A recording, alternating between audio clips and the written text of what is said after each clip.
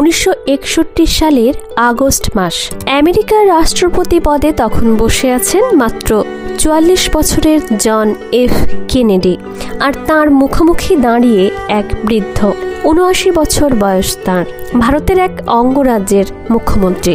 সৌজন্য সাক্ষাতের জন্য দুজনের এই দেখা, কিন্তু এই সাক্ষাৎ যে ইতিহাসে ঠাঁই করে নেবে তা কে জানত। সামান্য কিছুক্ষণের কথাবার্তা। আচমকাই সেই বৃদ্ধ জিজ্ঞাসা করলেন, আপনার কি পিঠে ব্যথা হয়?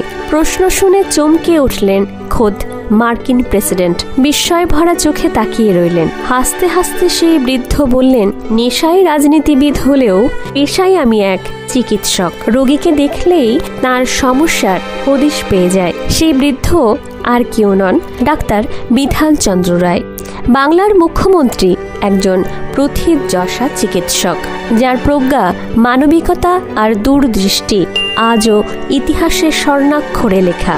সেদিন হোয়াইট হাউসে দাঁড়িয়ে জন এফ কেনেডি স্বীকার করে নেন, হ্যাঁ সত্যি তিনি বেশ কিছুদিন ধরেই পিঠের ব্যথায় ভুগছেন। তখনই বিধানচন্দ্র রায় নিজের চিকিৎসক পরিচয় দিয়ে প্রেসিডেন্টকে ওষুধ লিখে দেন। শুধু তাই নয়, বলেন যদি 1 বছরের মধ্যে আরোগ্য না হয় তাহলে নিজ খরচে আমেরিকা ফিরে আসবেন কেনেডিকে দেখতে।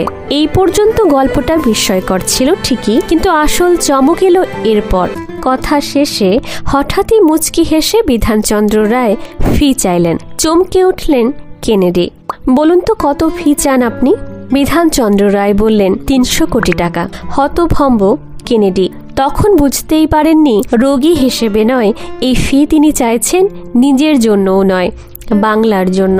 আসলে এই বিপুল অঙ্কের মার্কিন বিনিয়োগ তিনি চেয়েছিলেন তার প্রিয় বঙ্গদেশের উন্নয়নের জন্য। কেনেডি সেদিন সেই আর্জিতে সাড়া দেন। পরবর্তীতে ফোর্ড ফাউন্ডেশনের সহায়তায় গঠিত হয় ক্যালকাটা মেট্রোপলিটন প্ল্যানিং অর্গানাইজেশন। এই সংস্থার হাত ধরেই গড়ে ওঠে স্কুল, শিল্পাঞ্চল পরিকাঠামো, নানা উন্নয়নমূলক প্রকল্প। ডাক্তার বিধানচন্দ্র রায়কে নিয়ে এমন বিস্ময়কর কাহিনীর শেষ নেই।